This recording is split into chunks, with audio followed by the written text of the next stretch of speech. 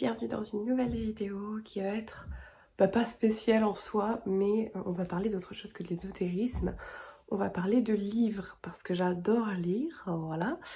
Et donc je voulais vous présenter, du coup, faire des petites vidéos de présentation, potentiellement des pales que j'ai, donc des piles à lire que j'ai pour différentes saisons. Et à la fin de chaque mois, faire un bilan de ce que j'ai lu. Ou alors à la fin de chaque saison, si j'arrive pas à lire beaucoup de livres, parce que je vais pas vous présenter un seul livre, hein, évidemment ça ne servirait à rien du tout. Voilà. Je voulais sortir la semaine dernière et la semaine d'avant une vidéo qui parlait de tout ce qui nous arrivait dans la maison ici. Mais la vidéo n'a jamais voulu s'exporter ou s'importer plutôt sur YouTube. Donc je ne sais pas pourquoi, il y a eu un micmac ou quoi que ce soit. J'ai essayé pendant 2 semaines en changeant la connexion, que ce soit en passant par la Wi-Fi ou alors en passant par la 5G du téléphone ou en passant par un autre Wi-Fi et tout. Ça ne fonctionnait tout simplement pas. Genre ça ne voulait pas. Donc je me suis dit bon. Et ok, je vais essayer de la retourner, peut-être que c'est le format de la vidéo qui fonctionne pas, enfin... Je vais essayer de la retourner, mais en attendant, comme elle était très longue, je vais vous faire cette vidéo-là, du coup pour représenter les livres.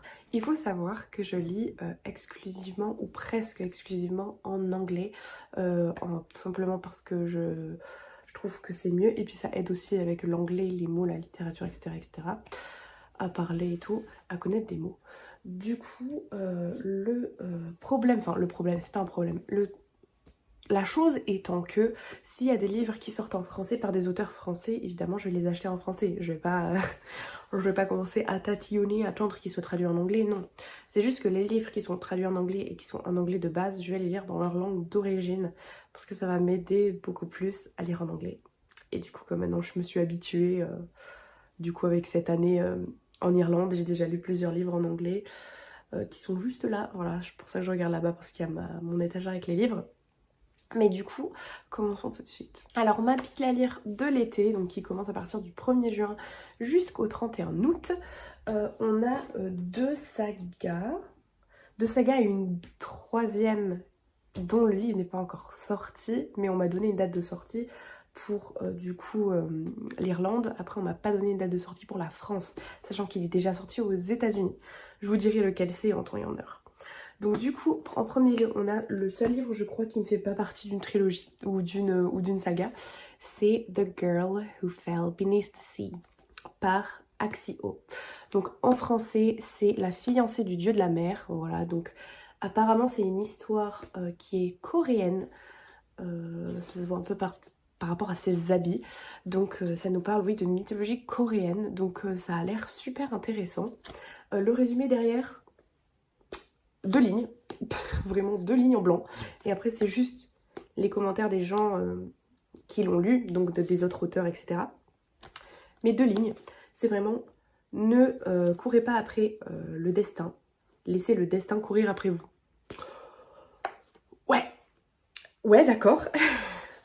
Je sais pas combien il y a de chapitres en tout, mais il a l'air vraiment super, j'ai hâte de le lire, hâte de voir un petit peu tout ce qui s'y cache.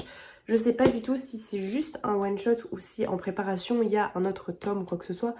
Bah déjà ça se verra à la fin, quand j'aurai fini de le lire, je verrai si ça s'ouvre sur un autre tome ou pas du tout. On verra ça, mais en tout cas ouais. Seul petit bémol, alors que je trouve moi, c'est que la couverture est très pixelisée. Alors oui, il y a des petits reliefs, je sais pas si vous voyez là, des petits reliefs où ça fait de l'eau, voilà, c'est joli, hein, mais vraiment de près, c'est hyper pixelisé, genre, on voit pas très bien ici, mais ça fait un peu cheap, je sais pas comment dire, mais ouais. Je trouve que la couverture de la version française est beaucoup plus jolie, même si celle-là est très jolie et s'il y a des petits reliefs, etc. L'autre est beaucoup plus jolie. Alors celui-là du coup c'est celui dont j'attends le 2e tome, que j'ai pas encore lu mais qu'il va falloir que je lise. Mais j'ai envie de le lire quand j'aurai eu le 2e tome entre mes mains, qui sort au mois de juin. Donc il sort le 27 juin tout simplement. On m'a donné la date, donc la libraire m'a donné la date et donc je vais pouvoir tout simplement attendre. Je ne lirai pas celui-là du coup avant d'avoir le 2. Donc je ne vous l'ai même pas présenté, c'est Six Crimson Cranes par Elisabeth Lim. Donc en français c'est les 6 couronnes écarlates. Voilà, mais on n'a pas de date en France pour la sortie du 2, alors qu'ici on en a une qui est très prochaine, qui est tout simplement le 27 juin. Sachant que c'est celui-là, du coup, le tome 2, il est déjà sorti aux États-Unis depuis l'année dernière.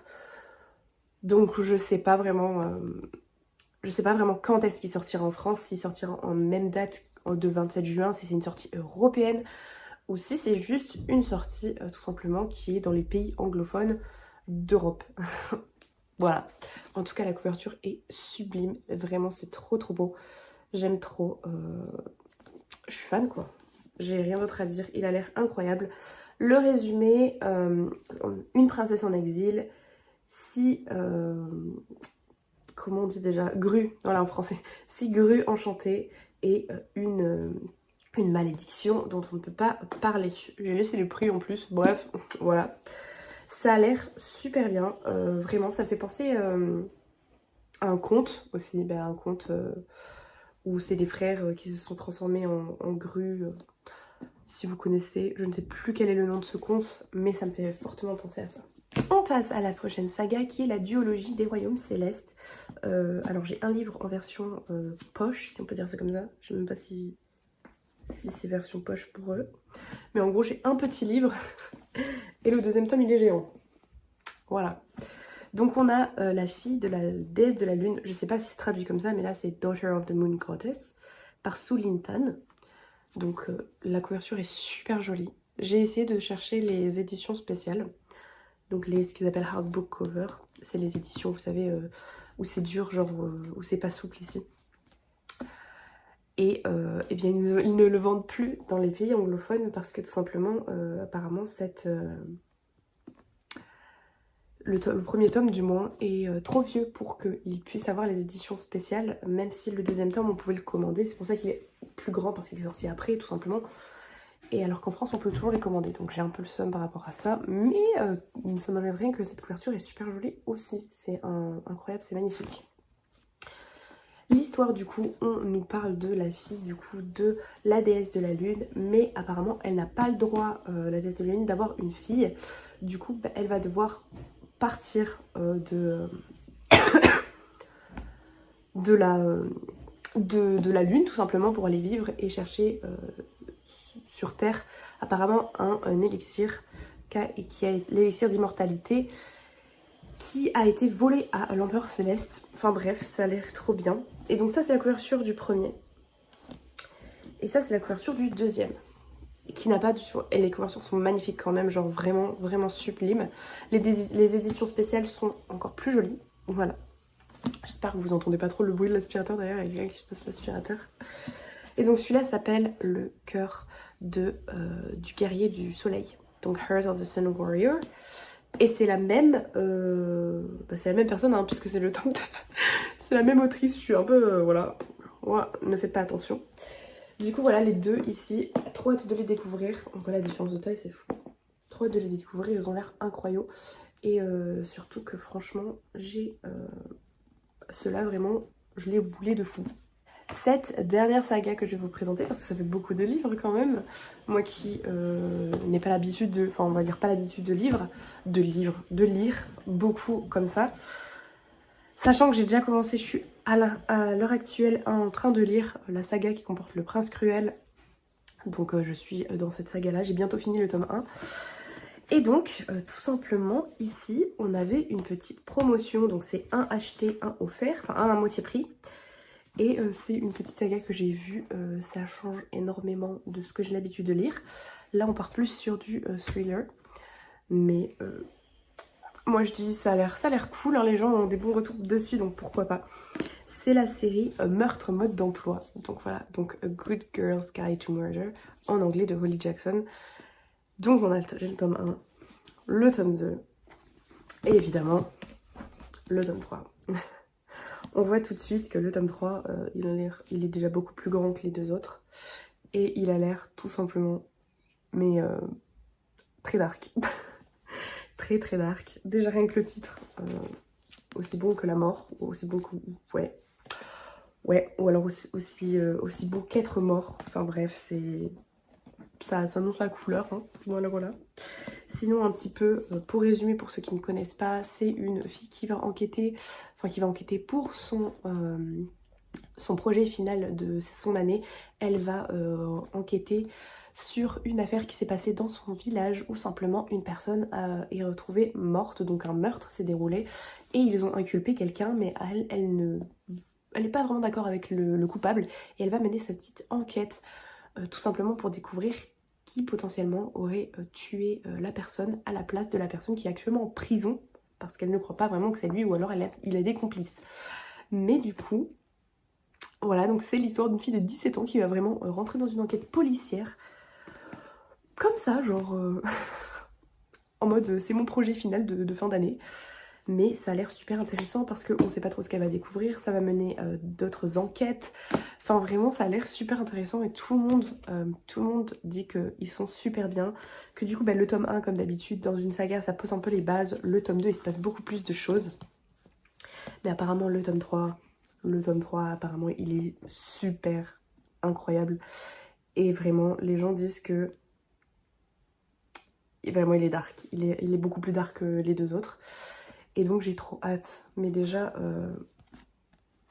rien que la taille du livre, comparé aux autres, on voit qu'il y a beaucoup plus de choses qui s'y passent dedans. On voit qu'il y a beaucoup plus de choses, effectivement. Donc là c'est un peu plus terre à terre, on est moins sur de la fantasy, on est plus du coup sur du true crime. True crime si j'arrive à le dire, ou true crime en français. et du thriller, donc franchement, première saga comme ça, j'espère que ça me plaira. Parce que oui, j'ai l'habitude de lire de la science-fiction ou de la fantasy, que ce soit low ou high fantasy. Low fantasy, ça se passe un peu dans le monde réel, un peu fantasy. Et la high fantasy, c'est vraiment genre un monde à part en fait. Et du coup, on va voir tout ça, mais regardez combien de livres ça me fait. Je ne sais pas, j'ai pas compté en vrai. J'arrive déjà pas à les porter. Voilà, j'ai tout ça à lire. 1, 2, 3, 4, 5, 6, 7 livres. Je crois que c'est 7. Ouais, 7 livres. Plus du coup les deux autres. Donc ça nous fait 9 les deux autres du coup de la saga du Prince Cruel. Et je dois finir celui que j'ai commencé maintenant. On est le 26 je crois à l'heure où je tourne cette vidéo. Donc il me reste plus que quelques petits jours avant de finir du coup le tome 1. Et de commencer les deux autres tomes, je pense pas que j'aurai fini peut-être en un jour, je ne sais pas en vrai. Puisque j'ai le week-end pour lire tout en week-end entier, donc bon, on verra bien. Mais en tout cas, voilà, c'est mes petites lectures de cet été. J'espère que j'adorerai et j'espère aussi que j'arriverai à tout lire parce que quand même ça fait beaucoup de livres. Pour moi qui n'ai pas l'habitude ou ni même trop de temps pour lire, mis à part les week-ends. Donc voilà, j'espère que cette vidéo vous aura plu, que du coup vous aimez aussi papoter de livres et voir des livres avec moi parce que j'adore ça. Petit plaid, petit chocolat chaud ou petit thé, la pluie, la cheminée, c'est incroyable. Bon, maintenant qu'on est en été qui fait chaud, enfin qu'on est bientôt en été et qui fait chaud, bon, le plaid, le thé et la cheminée, peut-être pas, mais genre juste le petit chocolat pas chaud, du coup froid ou le frappé. Bref, je vais arrêter d'essayer de faire des comparaisons ou des trucs comme ça. En tout cas, merci beaucoup d'avoir regardé jusqu'ici. Moi, je vous souhaite une bonne journée et je vous dis à la prochaine pour une prochaine aventure. Bye bye tout le monde!